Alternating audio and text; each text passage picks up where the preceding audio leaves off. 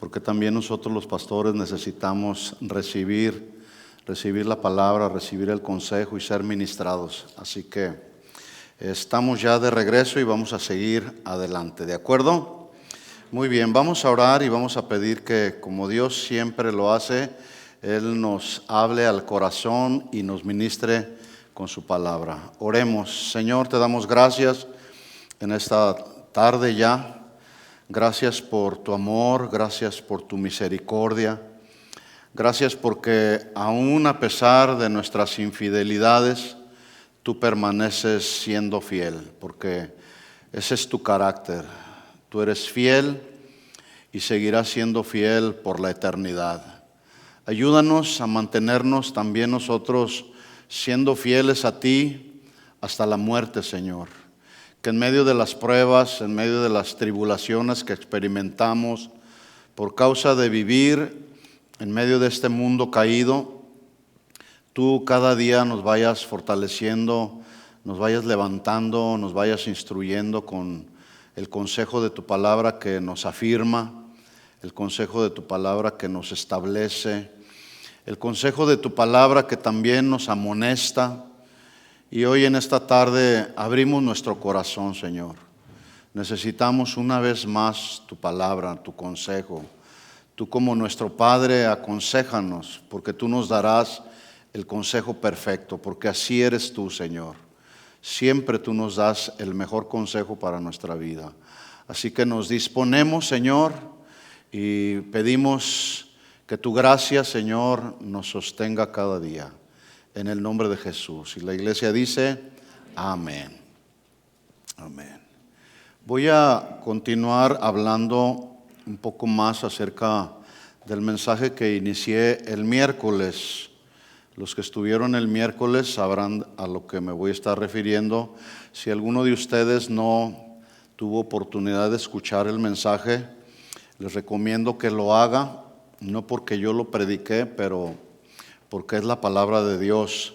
Y este mensaje es una secuencia del anterior. Y es que desarrollar un carácter maduro resulta que también es transitar por un camino más excelente. Así como lo es la fidelidad, caminar o transitar por el camino de la fidelidad, pues es transitar por un camino excelente. Ya dijimos que lo excelente está por encima de lo ordinario. Y los caminos pues tienen que ver con nuestra conducta, con nuestro comportamiento. Ser fieles a Dios es una conducta que le agrada a Dios. Cuando adoramos a Dios como lo hacíamos hace un momento entonando el último canto, aunque la higuera no florezca, aunque no haya vides, aunque vengan pruebas, vengan tribulaciones, con todo yo alabaré al Señor. Eso es, cuando adoramos a Dios en medio de las pruebas y las tribulaciones, habla de un carácter maduro, ¿verdad?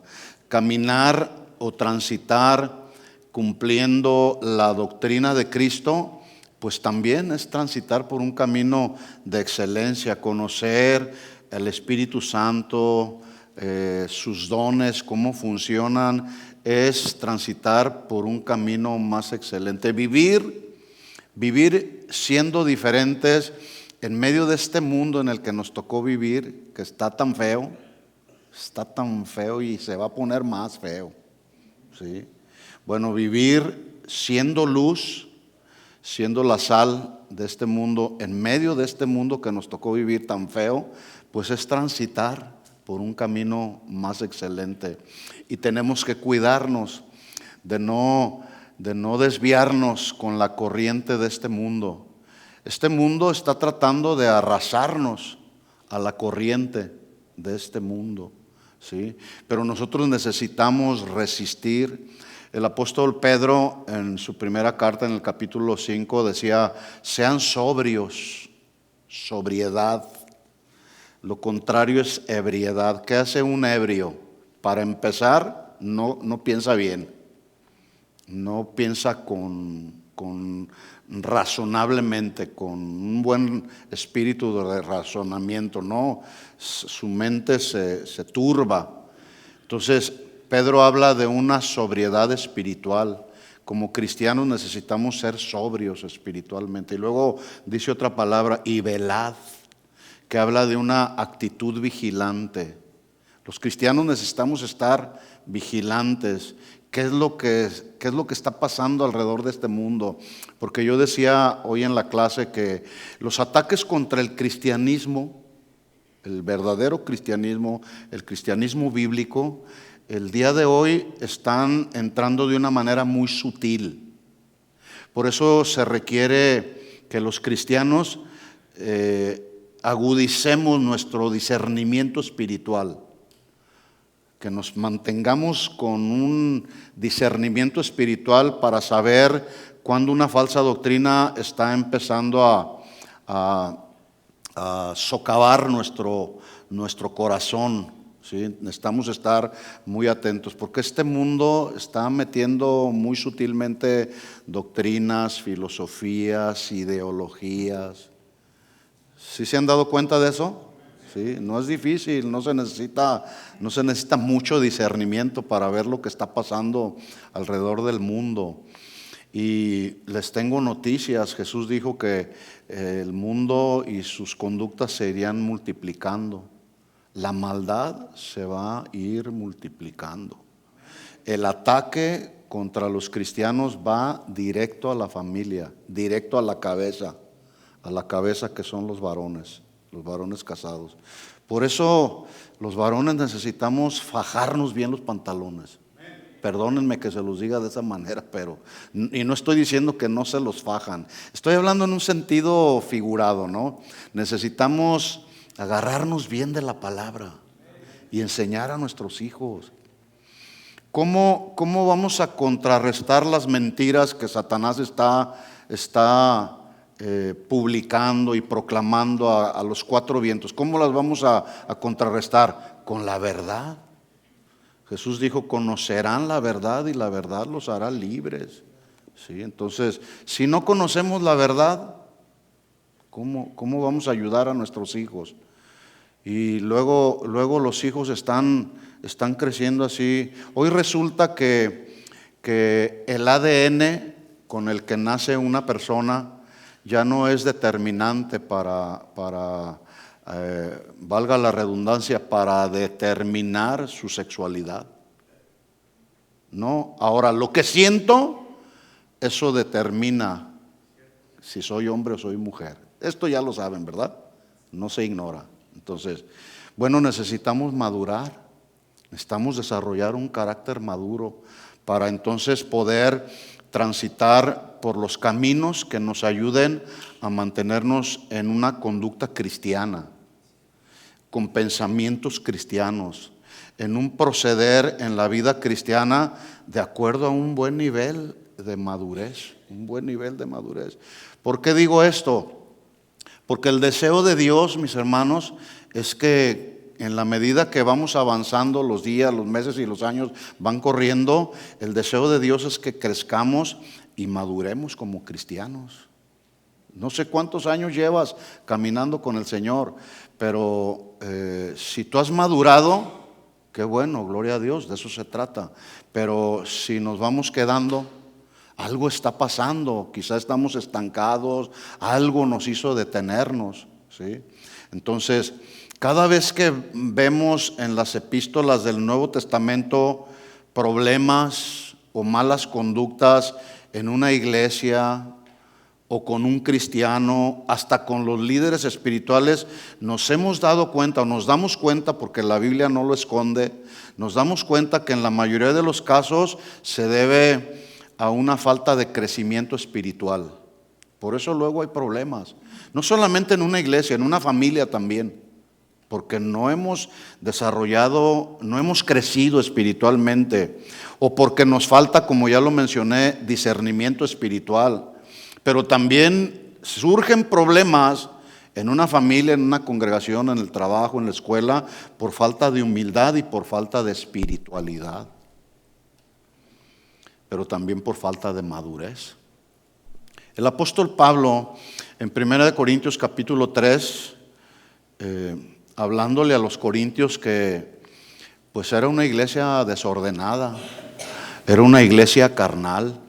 Él les escribió insistiendo en un mismo asunto. Pablo les habla una y otra vez acerca de los conflictos que estaban dividiendo la iglesia de los corintios. Y en el capítulo 3 de la primera carta, miren lo que les dice el versículo 1. Así que yo, hermanos, no puedo hablarles como a espirituales, sino como a carnales. Ahora, este término que está usando aquí Pablo como carnales, no significa que ellos no eran creyentes. Sí eran creyentes, pero eran creyentes carnales. ¿Habrá creyentes carnales? ¿Sí o no? Sí, sí los hay. Sí los hay. Cuidémonos de no ser uno de esos creyentes carnales. Más bien que seamos creyentes controlados cada día más y más, no por la carne, sino por el Espíritu. De eso se trata. Que seamos controlados por el Espíritu Santo, nuestras conductas, nuestros pensamientos controlados por el Espíritu Santo. Entonces dice Pablo, no les puedo hablar como a espirituales, sino como a carnales. Y miren cómo termina el versículo 1, como a niños en Cristo. Niños en Cristo. Y debo decirles que no solamente la sana doctrina y los dones estaban fluyendo en la iglesia de los Corintios, estaba presente. La sana doctrina y los dones estaban fluyendo. El problema es que no estaban fluyendo con la actitud y la conducta adecuada. ¿Por qué? Porque sus conductas eran como las conductas de los niños. Por eso ya en el capítulo 3 les dice, no les puedo hablar como espirituales, les hablo como a niños en Cristo. Versículo 2, les di a beber leche, no alimento sólido, porque todavía no lo pueden recibir. Entonces aquí surge una pregunta, ¿a quién se le da lechita? Pues a los niños. A los niños. Por ejemplo, a un bebé recién nacido se le da lo que en la maternidad se conoce como el calostro o la leche de los primeros días.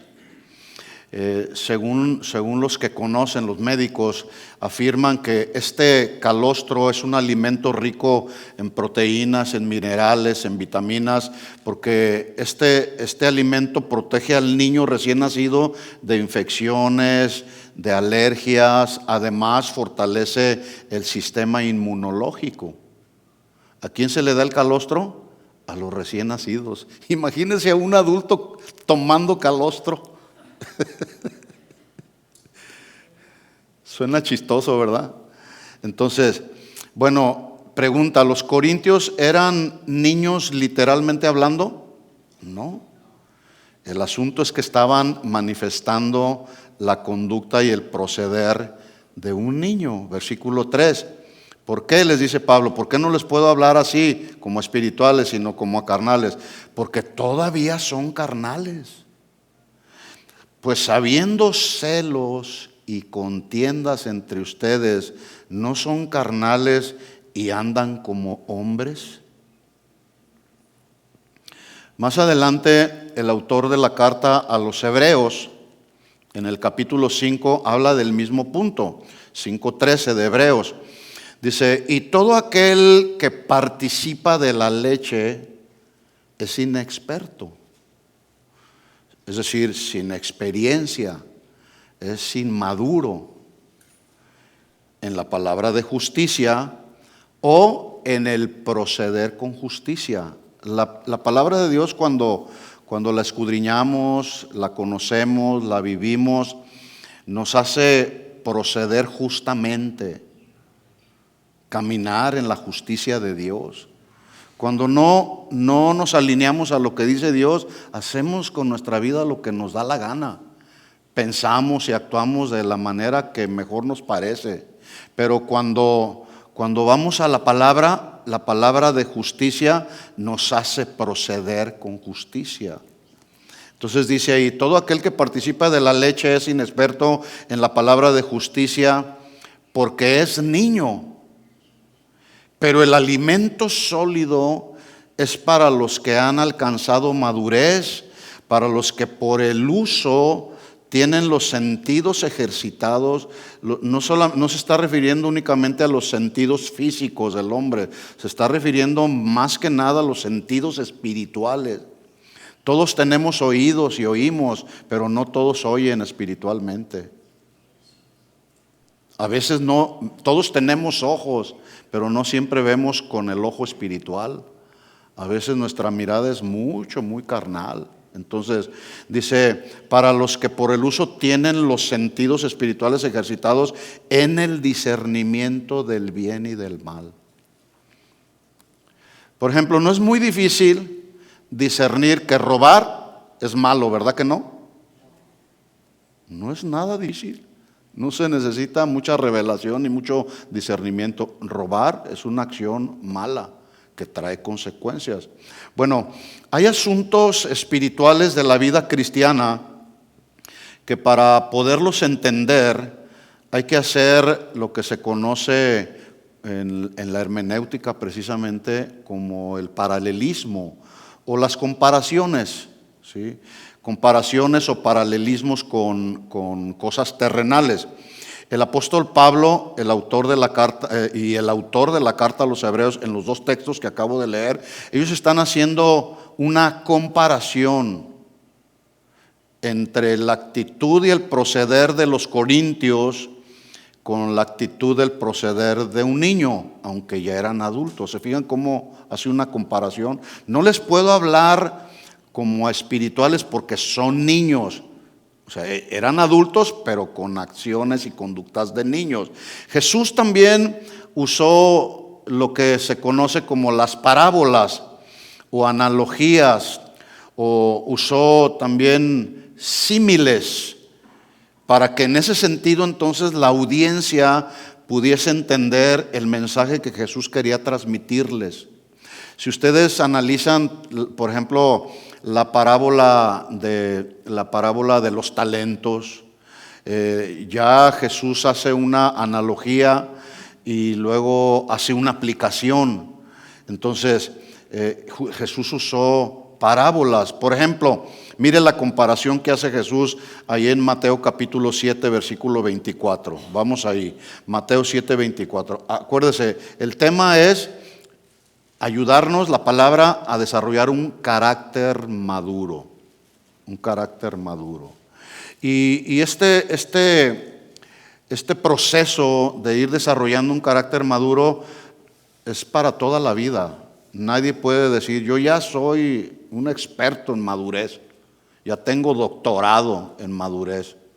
No, este proceso seguirá hasta que el Señor venga por nosotros o nos llame a su presencia, hasta que estemos allá ya en un estado glorificado.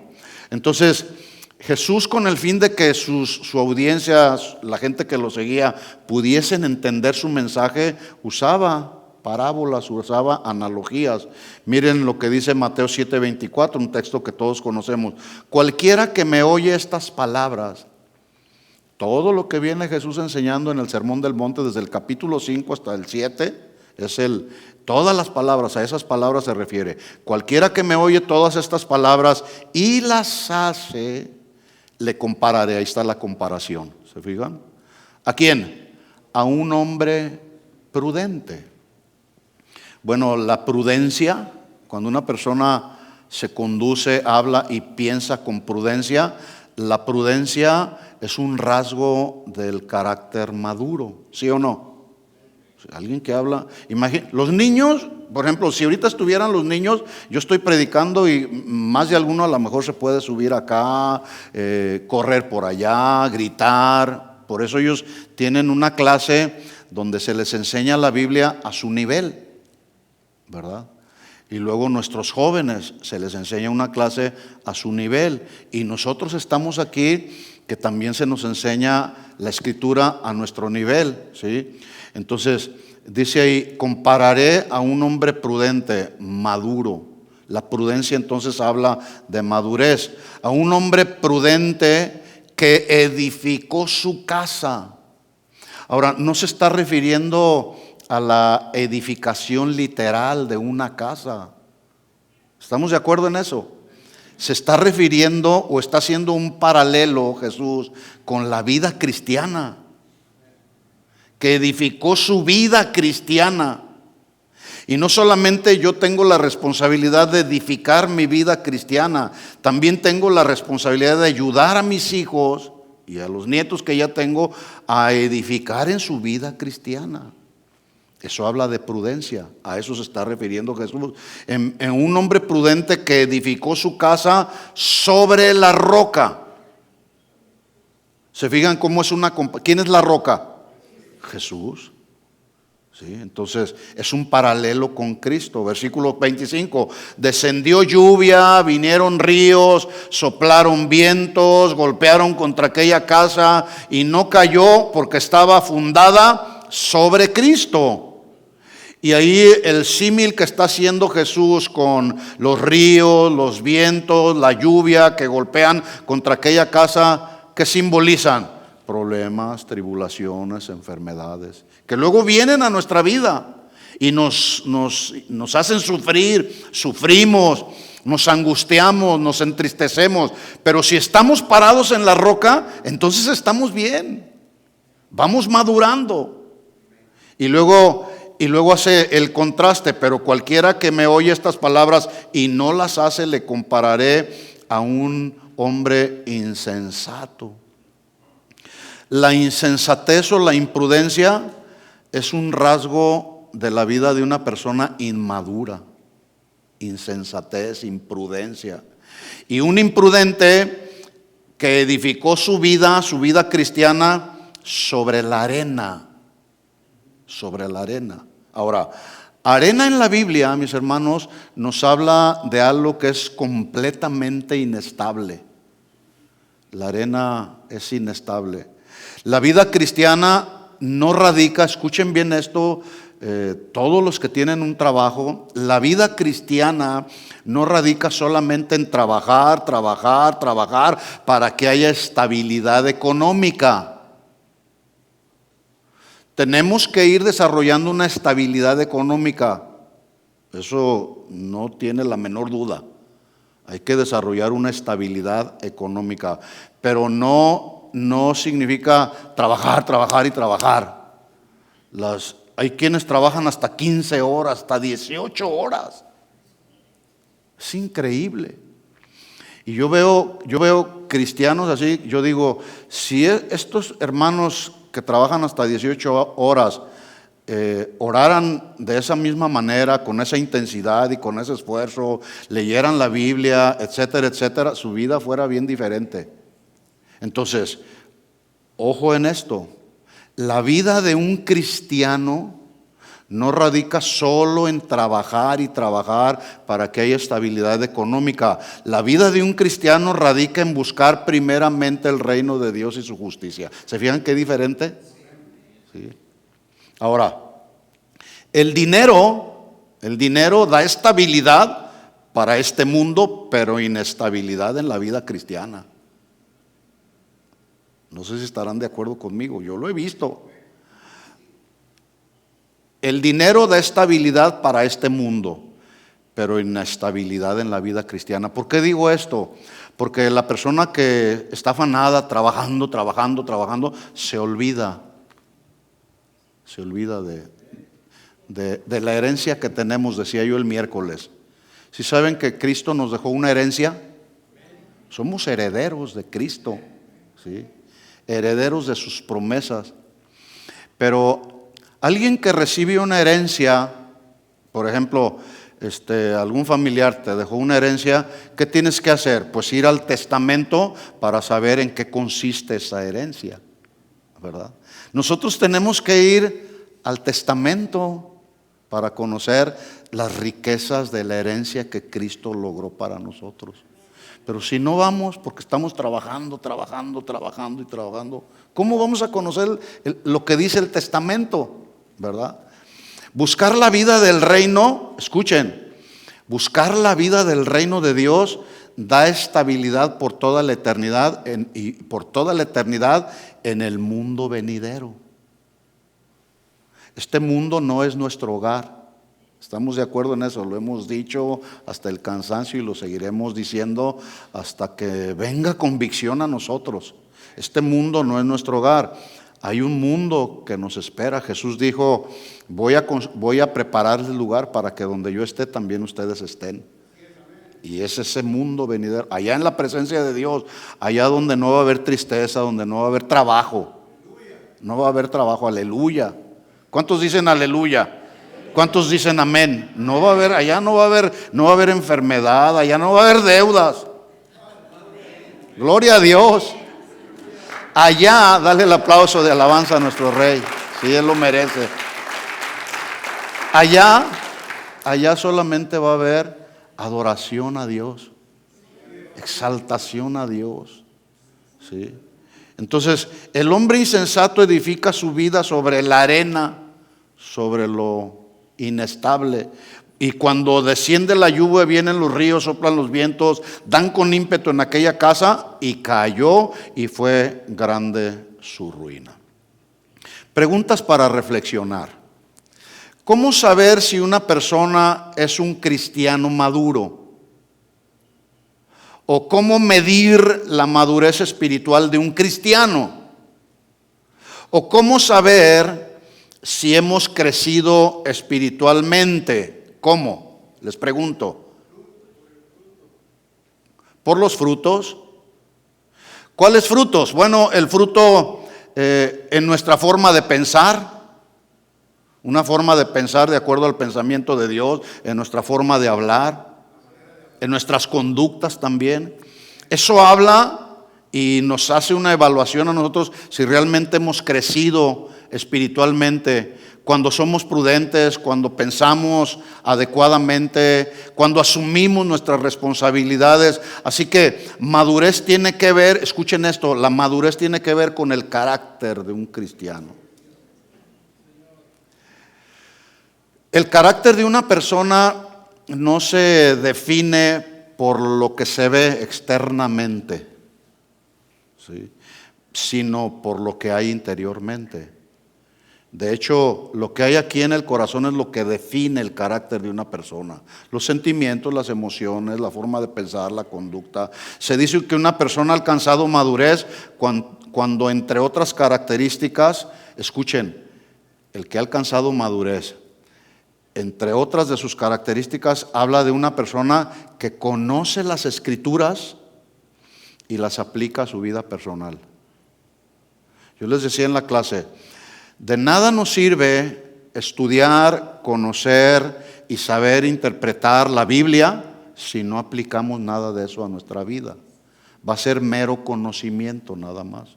Y no se trata de eso.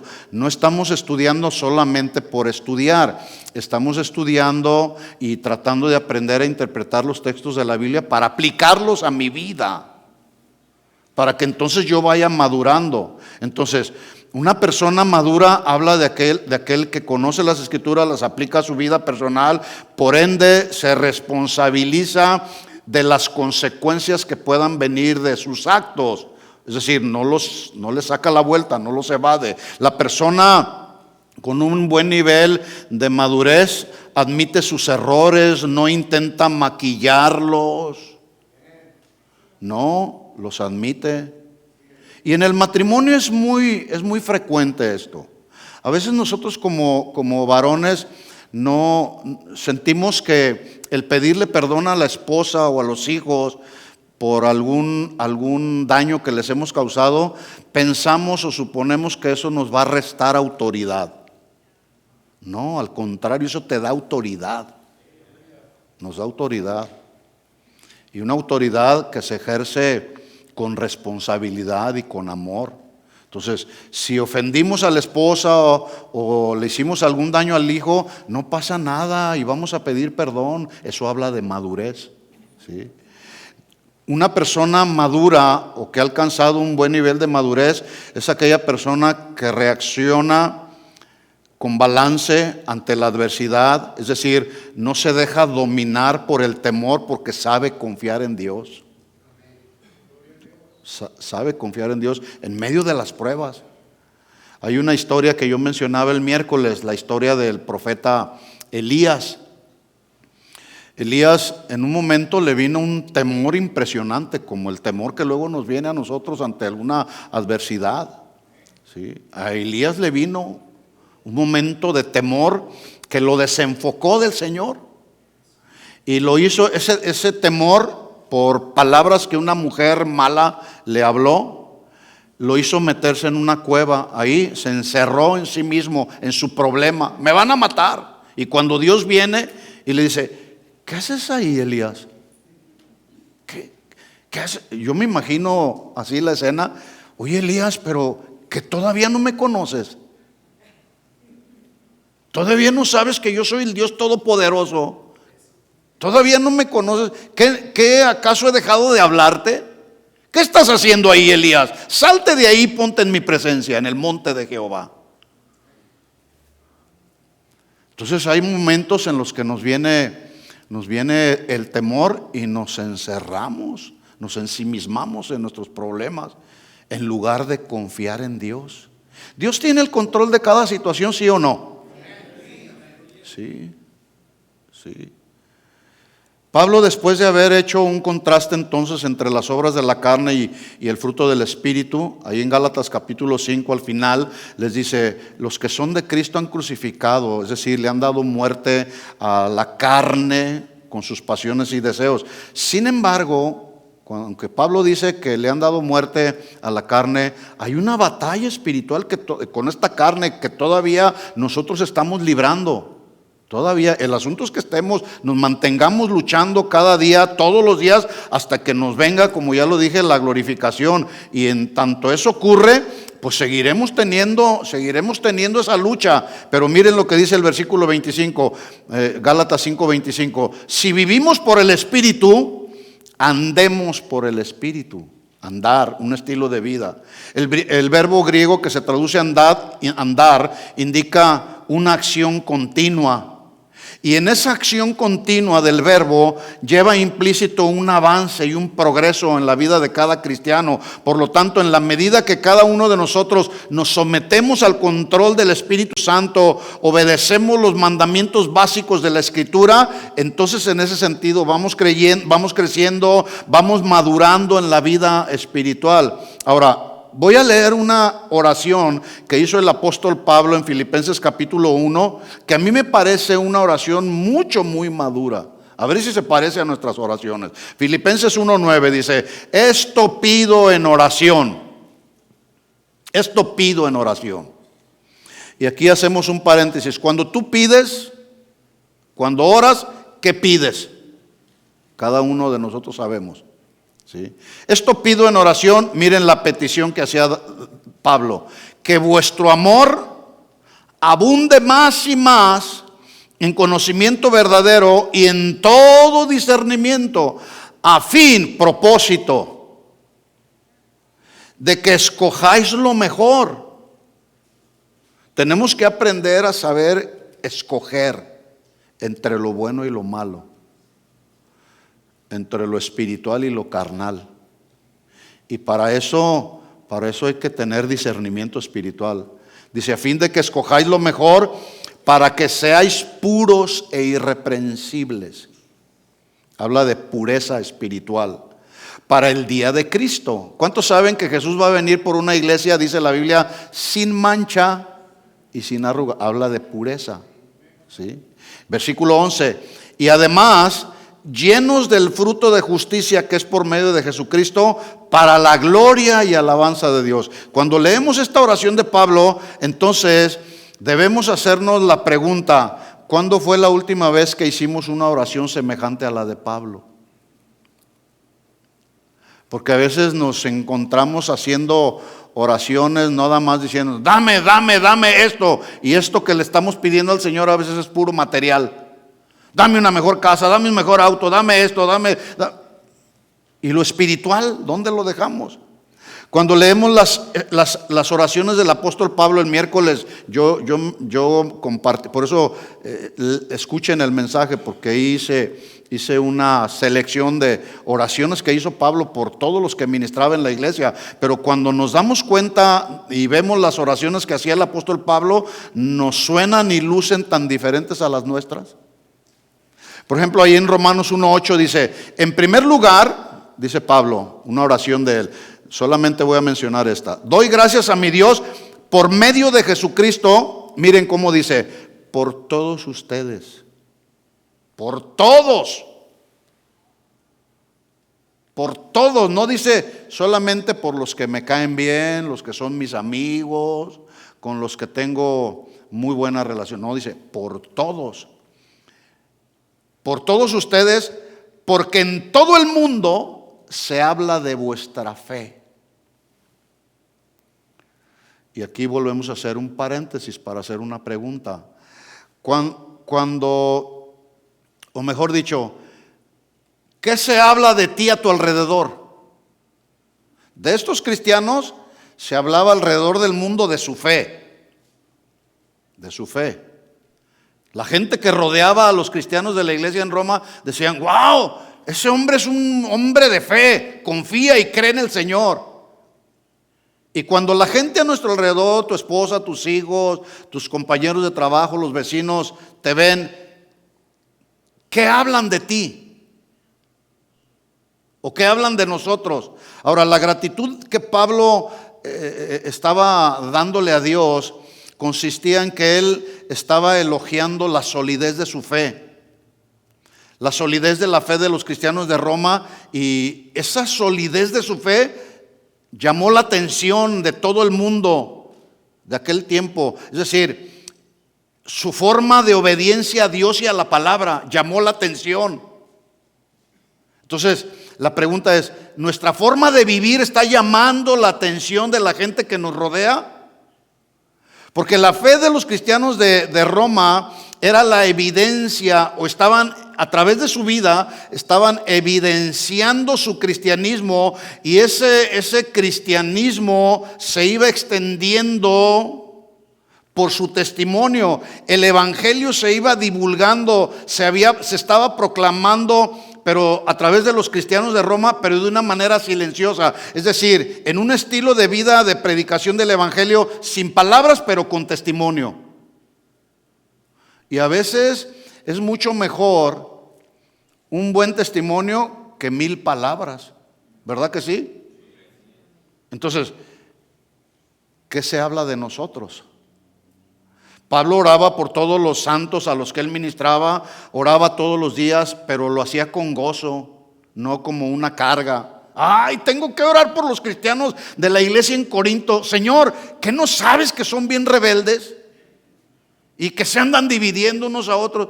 No, al contrario, eso lo movía a Pablo con mayor intensidad y con mayor profundidad desde sus entrañas a orar y a clamar a Dios por las acciones y conductas erradas que tenían los corintios.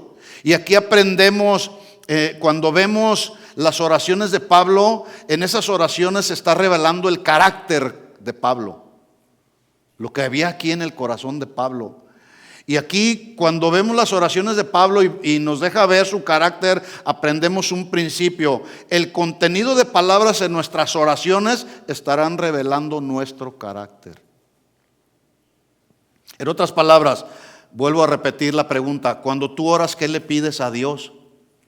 Porque Jesús dijo en Mateo 12:34 que de la abundancia del corazón habla la boca. Entonces, cuando hablamos o cuando oramos, o voy más allá, cuando mandamos un mensaje de texto a través de las diferentes plataformas, que estamos hablando, que estamos reflejando. Bueno, de acuerdo a lo que tú mandes o a lo que tú ores, se estará revelando lo que en realidad hay en nuestro interior. Así que cuando leemos las oraciones de Pablo, en su mayoría, él está pidiendo por los cristianos a los que él ministraba. Él pedía y clamaba a Dios para ver en ellos el carácter de Cristo formado en los cristianos de aquel tiempo. De hecho, a los Gálatas en el capítulo 4, versículo 19, les dice: hijitos míos, por quienes vuelvo a sufrir como dolores de parto hasta que el carácter de Cristo sea formado en ustedes. Este mismo texto, en la traducción del lenguaje actual, dice de otra manera. Gálatas 4:19, dice Pablo: yo los quiero como a mis hijos. Pero mientras no lleguen a desarrollar el carácter de Cristo, me harán sufrir mucho, como sufre una madre con los dolores de parto. Así que el motivo principal de la oración de Pablo por los filipenses es que ellos pudiesen exhibir 3 cualidades que pudieran producir 3 frutos. 3 cualidades, 3 frutos. Leo otra vez, Filipenses 1:9. Dice Pablo: esto pido en oración. Número 1, que vuestro amor abunde aún más y más, lo cual significa un amor en crecimiento. Número 2, que haya en ustedes que abunde el conocimiento verdadero. Y el conocimiento verdadero lo vamos a encontrar aquí en la Biblia, no en ningún otro lado. Y número 3, Pablo pedía en oración que hubiese en ellos todo discernimiento.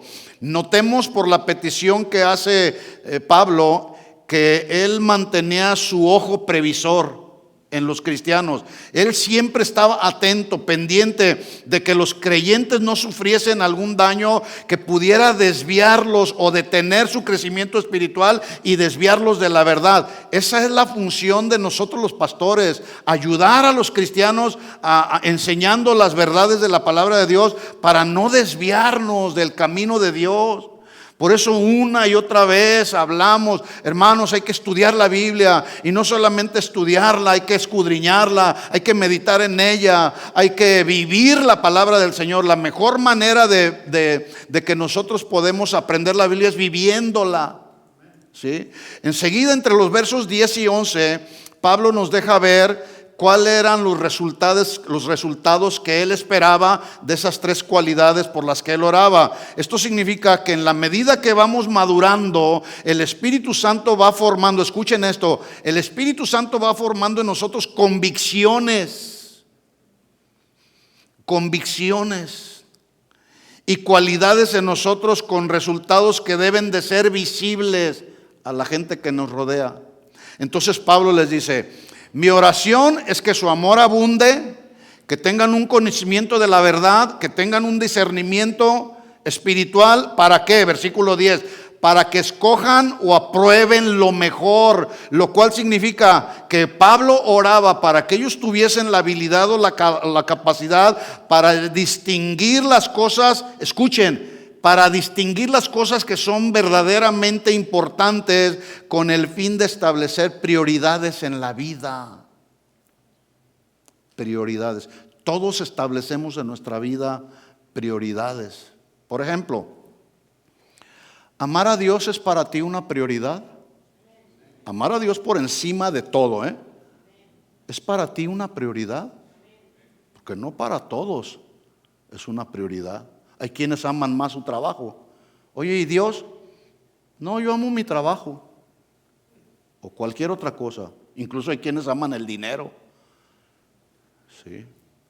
Cuidado, raíz de todos los males es que el dinero, el amor al dinero. Entonces, vivir para agradar a Dios es tu prioridad. ¿Se fijan que no hay muchos amenes? Ahora, otra pregunta. Servir a Dios, escuchen esto, servir a Dios reconociendo que es un privilegio servirle, ¿es tu prioridad? Porque luego dicen, no, pues allá otros que sirvan, con los niños, con los jóvenes, en la iglesia. No, yo aquí llego, me siento, como y me voy. Todos tenemos diferentes funciones en el cuerpo, ¿sí? Hay unos que están ahí sentados, pero están orando y ya están haciendo una función. Entonces, otra pregunta: congregarte regularmente y participar en las diferentes actividades de la congregación local, ¿es para ti una prioridad? Cada uno de nosotros definimos. Si dices amén, qué bueno que lo confirmas. Entonces, Pablo hablaba y su oración era: que estas tres cualidades se vean en ustedes para que sepan elegir lo mejor. Número 2, otro fruto o resultado que Pablo quería ver en los cristianos de la iglesia en Filipos, que sean puros y sinceros, que sean genuinos, cristianos genuinos, que ese cristianismo genuino los haga irreprensibles para el día de Cristo. Ahora, aunque la oración de Pablo estaba orientada a los filipenses, sin duda incluye a todos los cristianos de todos los tiempos para que nos conservemos puros, sinceros, genuinos, de manera que podamos, cuando nos llegue el momento, podamos presentarnos ante el tribunal de Cristo, donde ahí serán examinadas las intenciones que motivaron nuestras acciones. Ahí en el tribunal de Cristo, ninguno de nosotros vamos a tener ningún recurso para poder apelar a Dios, a Jesús.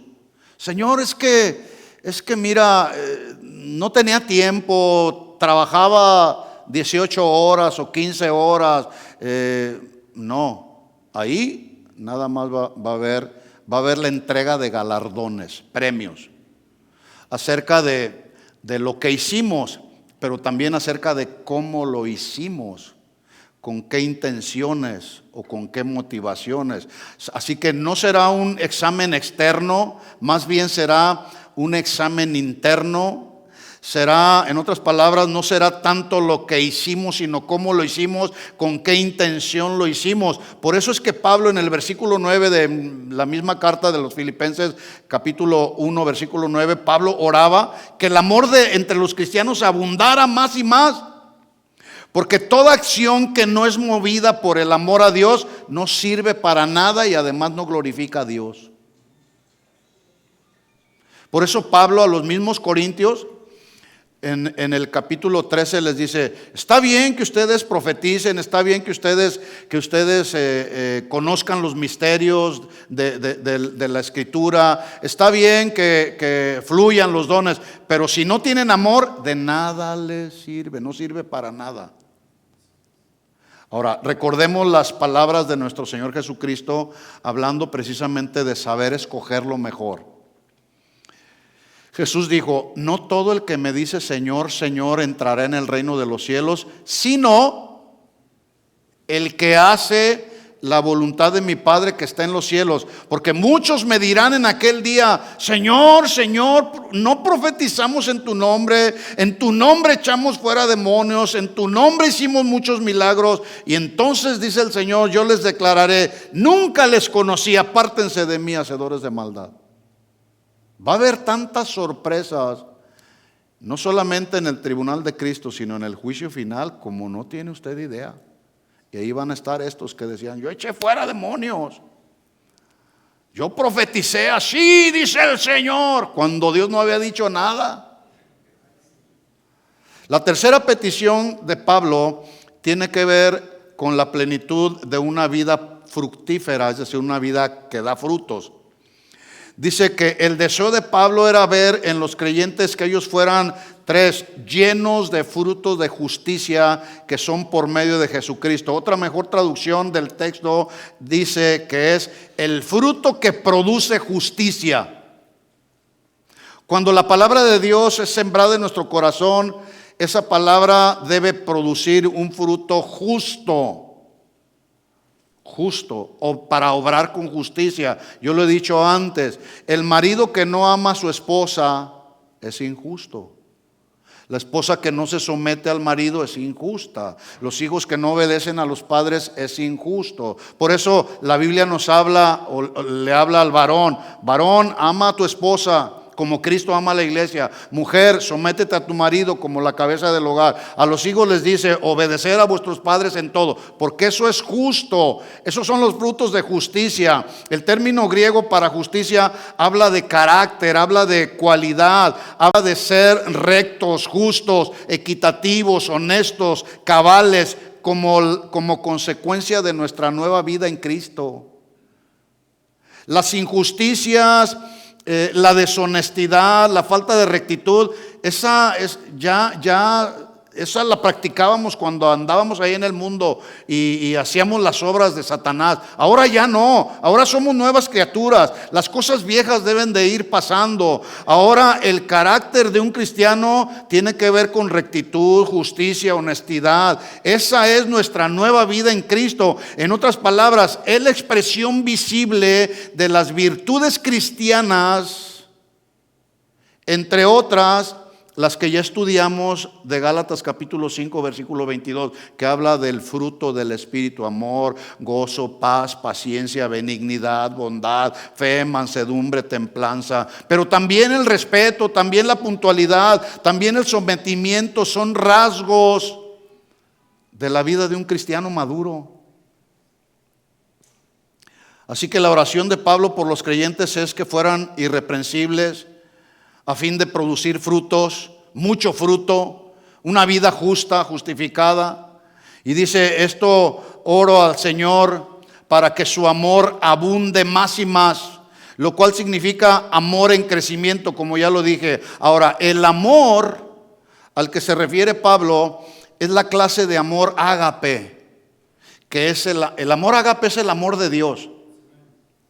No es el amor eros o erótico, que es el amor de la carne. El amor erótico es el que donde hay una atracción meramente sexual.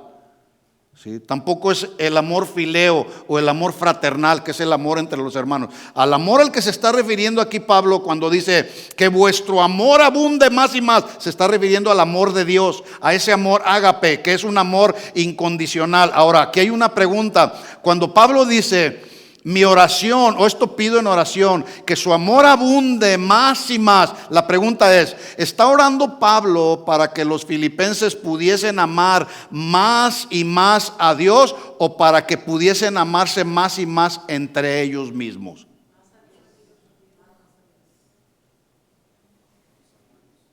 Dice Pablo: Señor, esto te pido en oración, que su amor abunde más y más. Entonces la pregunta es: ¿Pablo está orando para que ellos amaran más a Dios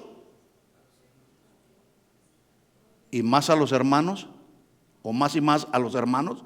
¿Está orando para que su amor abundara más para con Dios, pero también para con los hermanos? Porque no puedes amar a Dios sin amar al hermano. Y no puedes amar más y más a Dios sin que en el mismo sentido puedas también amar más y más a tu hermano. Dice primera de Juan 4:20: si alguno dice yo amo a Dios y aborrece a su hermano, es mentiroso. Pues el que no ama a su hermano a quien ha visto, ¿cómo puede amar a Dios a quien no ha visto? Y nosotros tenemos, escuchen cómo dice, nosotros tenemos este mandamiento, no dice opción, de Él: el que ama a Dios, este es el mandamiento, el que ama a Dios. ¿Cuántos aman a Dios? Dice: ame también a su hermano. Y es justamente en esa segunda parte donde a veces estamos en problemas o tenemos problemas. Así que escuchen este principio: el amor a Dios implica el amor por los hermanos también. Eso es lo que Pablo está pidiendo en oración, debido a que el amor, como ya lo mencioné, es una cualidad que debe de formar parte del carácter de un cristiano.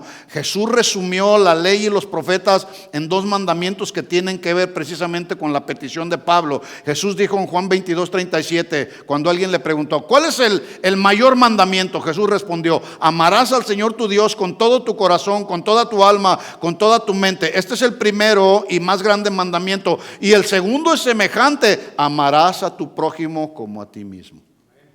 En estos dos mandamientos pues está resumida toda la ley y los profetas, y es el cumplimiento de esos dos mandamientos por los que Pablo está pidiendo en oración, no solamente para los filipenses, sino para todos los creyentes de todos los tiempos en todas las congregaciones. ¿Qué oraba Pablo? Que el amor a Dios y el amor a los hermanos abundase más y más y más. Y algunas preguntas para reflexionar en base a esta petición de Pablo es: ¿cómo puedo amar más y más a mi hermano?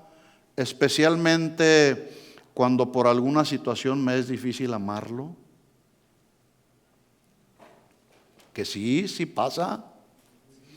Hay hermanos y hermanas que no es muy fácil amarlos. ¿Verdad que sí? A ver, les voy a hacer la pregunta. ¿Cómo podemos amar más y más al hermano, especialmente cuando es un hermano que nos cuesta trabajo amarlo? ¿Cómo? ¿Cómo pudieras tú amarlo? ¿Qué tienes que hacer? Orar. ¿Qué más? Señor, orar. A ver, vamos a ver, orar. Señor, dame más amor por este hermanito que... Miren, para poder amar más y más a un hermano que nos cuesta trabajo amarlo, la respuesta es amando más a Dios. Porque si tú amas más a Dios, en ese sentido entonces amarás también a tu hermano. Si no estás amando más y más al hermano, eso significa que no estás amando mucho a Dios tampoco. Si nuestro amor por Dios no es más intenso y no ha ido en aumento por el último año, significa entonces que estamos en problemas. Y la evidencia de que estamos amando con mucha intensidad a Dios es que puedes amar a cualquiera de los hermanos. No solamente a los que te caen bien, no, a todos. Y amarnos como somos. Entonces, la pregunta sería, en este último año, ¿crees que tu amor por Dios ha aumentado?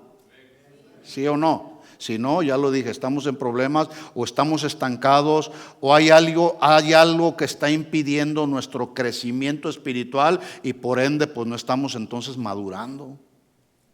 Otra pregunta.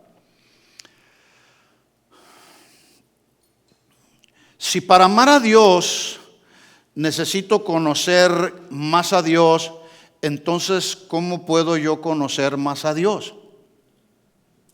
¿Cómo? A través de conocer su palabra. Así conocemos más a Dios. De tal manera, escuchen, si tienes poco conocimiento de la palabra, tendrás poco conocimiento de Dios y en ese sentido estarás amando muy poquito a Dios y poco o casi nada al hermano. Así que tenemos que orar de acuerdo al contenido de la oración de Pablo. Señor, esto pido en oración, que nuestro amor abunde más y más, primero para allá, con Él, pero luego también para con nosotros. Porque Pablo sabía que las divisiones que se generaron ahí mismo en esta carta de Pablo a los Filipenses, en el capítulo 4, Pablo habla de dos mujeres que formaban parte lo voy a poner así, del grupo entre amigas de la iglesia en Filipos, que eran, una se llamaba Evodia y el otra se llamaba Síntique. Qué nombres, ¿verdad? Bueno, estas dos mujeres que formaban parte del grupo entre amigas ahí de la iglesia en Filipos estaban en problemas, estaban emproblemadas por causa del carácter. Las dos tenían su carácter, pero Pablo sabía que esos problemas que estaban causando división entre ellas dos era un asunto del carácter. En otras palabras, les faltó amor y humildad para estar unidas. Entonces Pablo les habla y les dice, les voy a mandar a Timoteo. Y a Timoteo le dice, Timoteo, te pido por favor que ayudes a estas dos hermanitas que andan en problemadas ahí, ¿verdad? Y dice ahí, leo el texto, ruego a Evodia y a Síntique que sean de un mismo sentir, capítulo 4, versículo 2, que sean de un mismo sentir, que vivan en armonía, traduce otra versión, que vivan en armonía en el Señor. que hablen, lo voy a poner así, que hablen en el mismo idioma, en el mismo tono, que hablen en armonía. Porque los pleitos que estaban teniendo estas dos mujeres, como los pleitos que se dan en una casa, se oyen mal, ¿verdad que sí? Imagínense gritos, y es que tú me hiciste, y es que chiquillo tonto, y hasta los pobres niños la llevan, se pelean papá y mamá y hasta los hijos la llevan. Usted no se meta, y hay una de gritos que se oyen mal, suenan mal. Suenan y mucho más, suenan tan desagradables al oído de Dios. Pero qué diferente una dulce melodía que suena agradable al oído de Dios. ¿Sí? Cuando hay un problema en el matrimonio y podemos tener la capacidad para pedirnos perdón. Y para poder decirle a la esposa, perdóname, te ofendí, o la esposa al esposo, perdóname, o con los hijos, hijo, perdóname, mira, me equivoqué, etc., qué sé yo. Esas acciones y esas conductas, escuchen, hablan de madurez, pero también suenan agradables al oído de Dios. ¿Sí? Pablo sabía también que cuando los corintios, en el capítulo 1 de su primera carta, algunos de ellos empezaron a decir, yo soy de Pablo. Otros decían, yo soy de Apolos. Incluso yo hice hace unos días, predicando por allá algo de esto con los pastores, yo les dije, les hice como una paráfrasis, pensando así en las palabras de los corintios.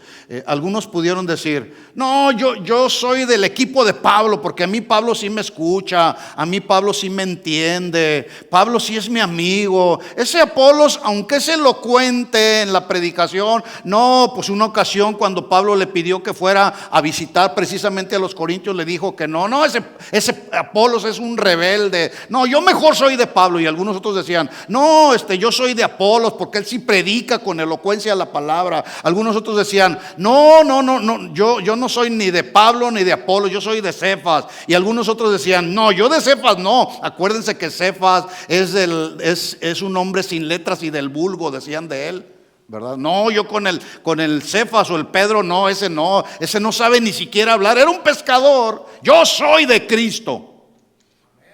Y todo eso no había hecho no estaban fluyendo en un mismo sentir, provocaron sectarismo, divisiones dentro de la misma iglesia. Eso sigue sucediendo en nuestros días. Un grupito por allá, que a mí sí me cae bien fulano, a mí sí me gusta cómo predica fulano de tal, a mí sí me gusta cómo predica. No, aquel no, él no es elocuente. Hermanos, hay que ver el mensaje, no el mensajero. Punto. El mensaje y no el mensajero. Pablo entonces sabía, con todas estas divisiones que se generaron en la iglesia de Corinto, Pablo sabía que había un problema en el carácter, un problema de falta de amor, de humildad entre los hermanos, que pues como consecuencia generó divisiones. Nosotros no queremos que eso suceda, por eso hablamos la palabra, compartimos la palabra. Las rencillas en la familia, entre el esposo y la esposa, entre los hermanos de esta o de cualquier congregación, entre los servidores, escuchen esto, mis hermanos, es un problema del carácter. Y un problema que tiene que ver con falta de amor y de humildad. Por eso Pablo decía, esto te pido, Señor, que su amor abunde más y más, que te amen más primero a ti, para que en ese sentido podamos amarnos unos a los otros. Así que mientras más amas a Dios, más conoces a Dios. Y mientras más conoces a Dios, más obedeces a Dios. Y mientras más obedeces a Dios, más amarás a tu hermano. ¿Sí o no?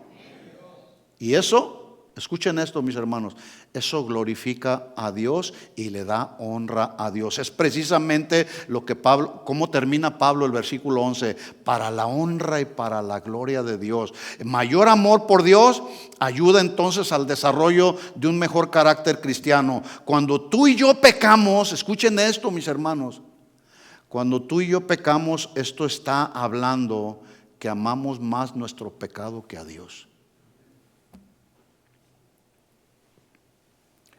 Miren lo que Pablo oró, otra de las oraciones de Pablo ahora por los de la iglesia en Éfeso. Efesios capítulo 3, versículo 14. Dice: por esta causa doblo mis rodillas ante el Padre de nuestro Señor Jesucristo, de quien toma nombre toda familia en los cielos y en la tierra. Miren versículo 16: para que os dé conforme a las riquezas de su gracia, para que nos dé conforme a las riquezas de su gracia el ser fortalecidos con poder en el hombre interior por el Espíritu. El hombre interior, lo que hay aquí en nuestra alma, en nuestros sentimientos. Ese hombre interior necesita ser fortalecido cada día. ¿Cómo se fortalece? A través de la oración, la comunión con Dios, a través de estar conectados con la fuente de poder. Si nos desconectamos de la fuente de poder, estaremos en problemas. Versículo 17: para que habite Cristo por la fe en vuestros corazones, a fin de que estéis arraigados y cimentados en amor. No es difícil. No es difícil amarnos unos a otros cuando nuestro amor por Dios es un amor intenso. ¿Cuántos aman a Dios? No soy yo con mucha intensidad. ¿Cuántos aman a Dios? Amén. Ahora sí. Bueno, con esa misma intensidad con la que dijiste amén, hay que amar al hermano.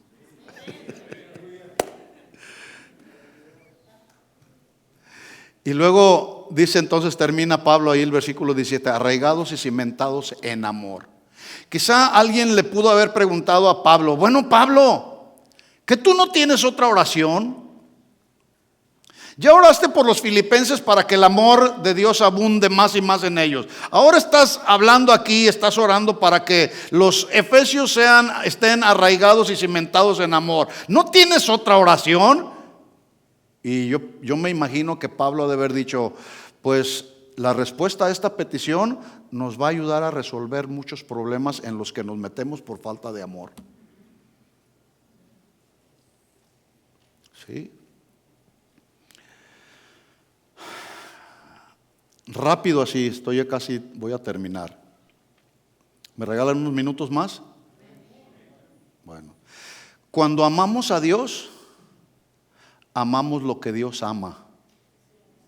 ¿Sí? Este es un principio que no debemos ignorar. Si quieres anotarlo, anótalo. Es un buen principio. Yo en mis Biblias anoto principios que Dios me está hablando. Aquí en los espacios que tengo blanco, anoto principios, porque cuando abro mi Biblia los recuerdo y estoy hablando y estoy leyendo. Entonces, este es un buen principio.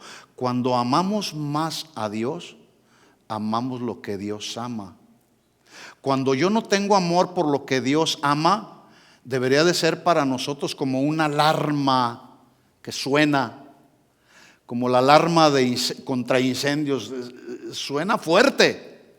Bueno, cuando no tengo mucho amor por Dios, que suene la alarma para advertirnos que estamos en un problema de carácter. Yo voy a mencionar así rápido 2 cosas, hay muchas otras más. Las demás cosas tú puedes buscarlas por ahí en tu Biblia, pero yo voy a mencionar así a vuelo de pájaro algunas cosas que debemos de saber que Dios ama. Por ejemplo, Dios ama su palabra. Pastor, pero yo amo la palabra. Yo la leo y la estudio todos los días. No, yo no estoy hablando de solo leer y estudiar la palabra. Alguien puede leer y estudiar la palabra y no amar la palabra y no vivir la palabra. Entonces, ¿cómo yo sé que amo la palabra? Cuando estamos dispuestos a obedecer y a vivir conforme a lo que dice la palabra. Punto. Versículo, Salmo 119, 165 dice: mucha paz tienen los que aman tu ley y no habrá para ellos tropiezo.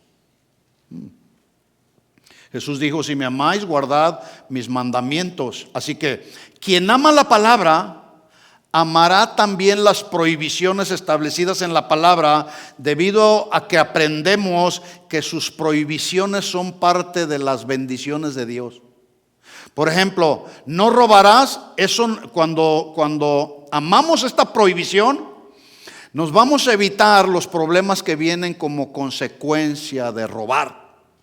Entonces, amamos la palabra, pero también amamos las prohibiciones que dicen la palabra, porque de esa manera Dios nos está demostrando que nos ama. No robes, no adulteres, no codicies la mujer de tu prójimo, todos los 10 mandamientos, ¿verdad? Así que la pregunta es, ¿cuánto amas la palabra? ¿Cuánto amas la palabra? Bueno, algunos pudieran decir, sí amo la palabra, pero tengo tantos problemas para pasar tiempo en la palabra. Bueno, la pregunta entonces sería, ¿tienes el mismo problema para pasar tiempo en Facebook? ¿O en Instagram? ¿O en TikTok? ¿O con la computadora ahí con la que trabajas? ¿Tienes tiempo? ¿Tienes tiempo? No tienes tiempo para amar la palabra y vivir la palabra y escudriñar la palabra, pero sí tienes tiempo para otras cosas. Dios ama la palabra, y si tú amas a Dios, debemos amar lo que Dios ama. Número 2, Dios ama a su Hijo. La Biblia habla en Mateo capítulo 3 que después que Jesús fue bautizado, subió de las aguas, dice la Biblia que se abrieron los cielos, descendió el Espíritu Santo sobre Jesús y se escuchó una voz del cielo que decía, ¿qué decía? Este es mi Hijo amado en quien tengo complacencia. Yo te pregunto, ¿tú amas al Hijo? ¿Cuántos aman al Hijo? Bueno, si tú amas al Hijo, debes también amar a los hijos engendrados por el Hijo.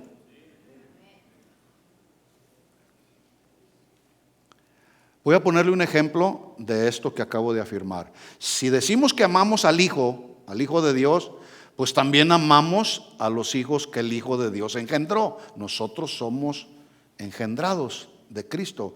Si amas a Dios, amas también a sus hijos, es decir, a toda su descendencia. Ejemplo, la Biblia dice en 1 Samuel capítulo 18, después lo puede leer en su casa, del 1 al 3, que las vidas de David y Jonatán quedaron ligadas en un pacto debido a que ellos se amaban el uno al otro. Eventualmente Jonatán muere, David llega al trono y decide un día honrar la memoria de su amado amigo Jonatán. Y un día, en 2 Samuel 9:1, dice que David preguntó, ¿ha quedado alguno de la casa de Saúl o de su descendencia que esté vivo, a quien haga yo misericordia por amor a Jonatán? Yo quiero honrarlo, dijo David.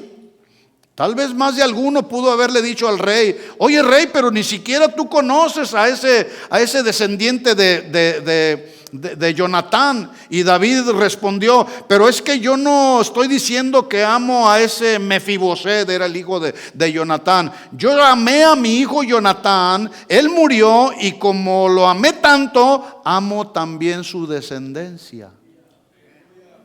Y honró al hijo de Jonatán llamado Mefiboset, porque él siguió el principio de Dios, que es: si amas al Padre, amas al Hijo y también amas a su descendencia. Pedro también tuvo que aprender esto.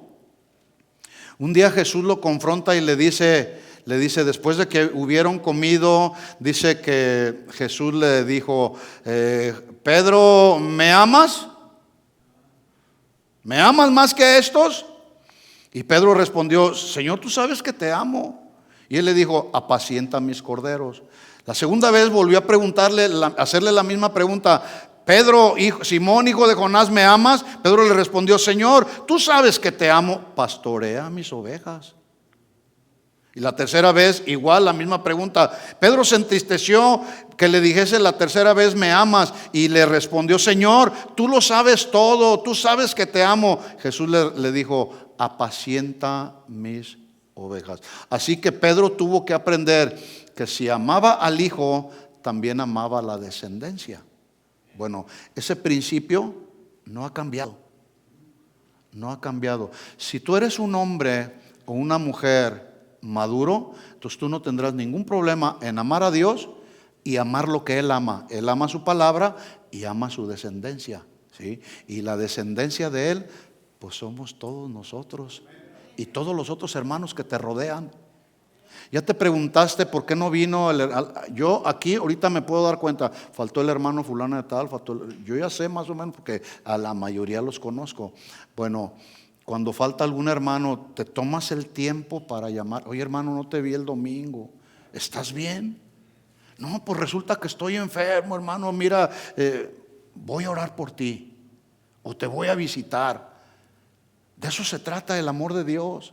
¿Qué acaso cuando nosotros pasamos por alguna prueba, alguna tribulación, no viene Dios y nos conforta? ¿No viene Dios y nos ministra y nos abraza ahí en medio de nuestra enfermedad o de nuestras tristezas? ¿No viene Dios y nos consuela? ¿No viene Dios y nos fortalece? ¿Por qué nosotros no hacemos lo mismo?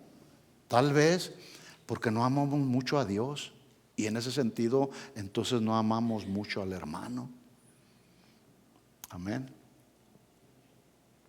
Esto pido en oración, termino, que vuestro amor, hermanos, como decía Pablo, abunde más y más en conocimiento verdadero, en todo discernimiento, con el fin de que por los próximos días, meses y años podamos nosotros escoger lo mejor para que seamos puros, nos presentemos irreprensibles en el día de Cristo, llenos de fruto de justicia que es por medio de Jesucristo. Y si hacemos todo esto, entonces lo haremos para la gloria y la alabanza de nuestro Dios. ¿Puedes darle un aplauso de alabanza a Él? Gracias, Señor, por tu palabra. Vamos a orar, les invito a que se pongan de pie. Levanta tus manos al Señor y dile: Señor, gracias. Gracias por tu palabra. Gracias por ayudarnos, Señor, a desarrollar un carácter maduro, Señor. Ese es tu deseo. Que cada día, Señor, vayamos avanzando en nuestro crecimiento espiritual y en ese sentido vayamos madurando, Señor. Y tu palabra en este día ha sido clara. Ha sido contundente, Señor, nos has hablado directamente a nuestro corazón, Señor. Y no queremos que esta palabra sea una palabra más que solamente seamos oidores. No, queremos ser oidores y hacedores de tu palabra. Ayúdanos, Señor. Danos tu gracia, danos la sabiduría. Señor, que en nosotros como hermanos en Cristo abunde más y más y más en nuestro corazón nuestro amor por ti, pero también nuestro amor por los hermanos, Señor. Perdónanos si hemos hecho diferencias, perdónanos si hemos menospreciado a uno o a otro hermano, perdónanos si hemos entrado en conflicto, Señor, y nos ha faltado amor y humildad para reconocer nuestros errores, nuestros pecados, Señor. Aquí estamos, continúa formando en nosotros tu carácter, Señor. Te pedimos todo esto en el nombre de Jesús. Y la iglesia dice amén y amén. Dale otro aplauso de alabanza al Señor y así quedamos despedidos. Que Dios les bendiga a todos.